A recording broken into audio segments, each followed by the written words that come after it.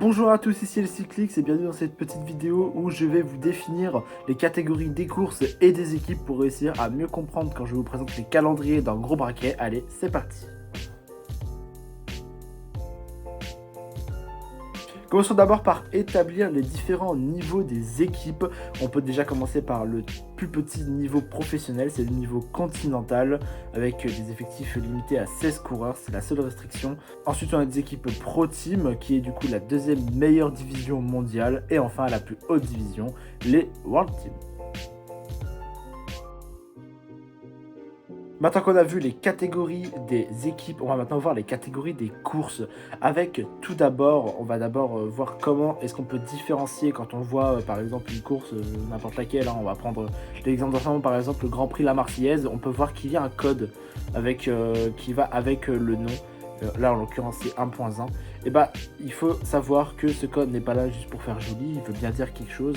En premier lieu, la première partie du code, du coup le 1, quand on prend le cas du Grand Prix cycliste de la Marseillaise, ça veut dire que c'est une course d'un jour. Quand c'est une course par étape, on utilise le 2.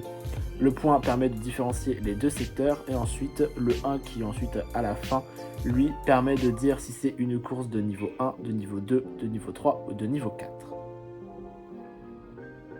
Comment les différencier? Eh bien tout d'abord, on va parler du meilleur niveau des courses, c'est le niveau des circuits World Tour.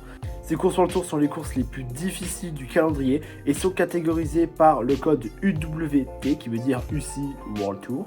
Dans ces courses-là, toutes les World Teams doivent participer et on a aussi des invités qui sont les équipes Pro Series. Alors, l'organisateur décide d'en inviter une ou deux, celles qu'il souhaite. Mais cette année, il y a 3 wildcards qui ont été accordés, dont 2 pour absolument toutes les courses. C'est pour Alpecin Phoenix et la team Arkea Samsic. Si elles sont invitées à toutes les courses, c'est parce qu'elles ont terminé dans les 2 premières positions du classement Pro Tour de l'année dernière. Et enfin, le troisième de ce classement de l'année dernière, la team Total Energy, va elle pouvoir participer aux courses d'une journée, toutes les courses d'une journée World Tour. Le deuxième niveau des courses est le niveau Pro Series. Il est catégorisé par le code Pro sur les codes des courses. Dans ces courses-là, on a le droit à 70% des équipes participantes au World Tour dans les courses. Et ensuite, tout le reste, c'est dispatché entre les équipes Pro Team qui vont participer, les équipes continentales. Et là, attention, on a le droit à seulement des équipes continentales du pays organisateur. Mais on a aussi le droit à 2 équipes continentales étrangères. Et enfin, on a le droit aussi à la sélection nationale du pays pour pouvoir participer à ces courses. L'équipe vainqueur du classement Pro Tour de la saison va du coup se voir accorder, comme l'année dernière, une wildcard pour toutes les courses World Tour de la saison 2023. Le troisième niveau des courses est celui des circuits continentaux. Il est catégorisé dans le code par un 1 à la deuxième position. Attention, cette fois-ci, il ne faut pas confondre. À la première position, c'est bien sûr quelle course c'est, une course par étape ou une course d'un jour. Et en deuxième position, c'est le niveau. Donc quand le code est un 1, ça veut dire que c'est du niveau continental. Dans ces courses-là, seulement 50% des équipes participantes sont grand maximum du World Tour.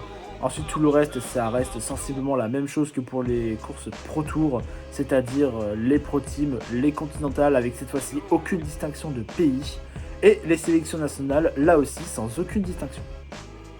Il y a un quatrième niveau, c'est toujours du niveau de circuits continentaux, mais cette fois-ci, il y a une petite différence. Les équipes pour le tour ne sont pas autorisées à y participer. Là, on a seulement des pro teams, des équipes continentales, des sélections nationales, et on peut même rajouter des équipes régionales du pays. Ces courses-là, on n'en parlera pas dans les vidéos gros braquet, simplement parce qu'il y en a un nombre tellement énorme que si jamais on en parle, les vidéos vont durer des heures et des heures.